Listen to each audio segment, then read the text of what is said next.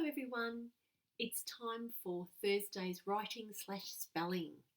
So today we are learning to recognise when to use quotation marks in our writing. And for success today, it says I can identify when a character is speaking, use quotation marks to mark what the character is saying, and make a short cartoon that includes characters speaking.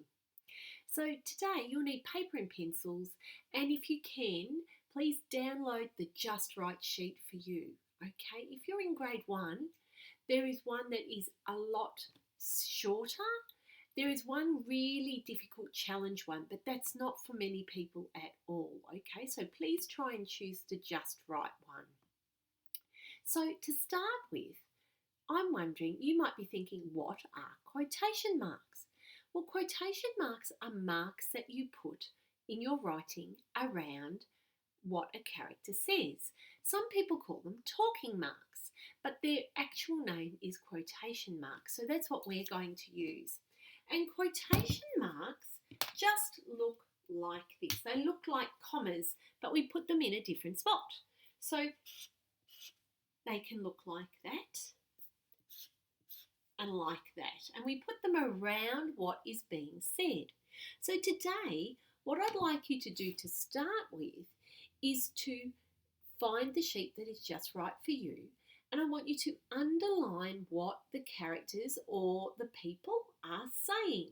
So I'm going to help you by showing you this piece of writing and how I would underline what is being said. But to start with, I always read it first. "Help!" yelled Mr. Pollard. "Can I help you?" asked Miss Uldricus. "Yes, please. I am stuck in the cupboard," said Mr. Pollard. I don't know how he got stuck in the cupboard, but, maybe Miss Richards visited him too. The people in my grade will know that funny joke. Now, what I would do firstly is I'd think about what is it that Mr. Pollard's saying and underline it. So the first thing he says is help. He doesn't say yelled Mr. Pollard. He would just be saying help. So I would underline that whole word plus the exclamation mark, because that's telling us how Mr. Pollard said it. Then the next thing, I would go and see if I can find some more talking. Often if there's a conversation, each person's speaking will be on a different line. But this is very short, so it's all together. So, help, yelled Mr. Pollard. "Can I help you?" asked Miss Uldricus. "Oh," Miss Uldricus says, "Can I help you?" And you can see there's a question mark there because she's asking a question. Asked Miss Uldricus. "Yes, please. I am stuck in the cupboard," said Mr. Pollard. Well, again, yes, please. I am stuck in the cupboard is what Mr. Pollard is saying. So what we do then, once we've identified what's being said, what we have to do is we have to put the quotation marks around the talking. It's almost like putting little brackets around the talking, so we know that just identifies it as talking.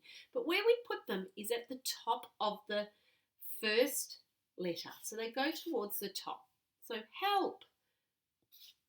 And then at the end of the talking, they face in like little brackets, and they look more like little commas, but again up the top of the word, not down here. Otherwise we might think they're commas. "Help!" yelled Mr. Pollard.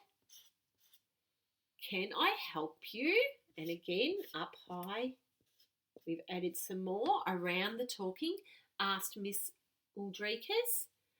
Now Mr. Pollard's talking again, so we put some new ones. "Yes, please. I am stuck in the cupboard," said Mr. Pollard. So every time there is new speech or someone is talking, we put that talking into quotation marks.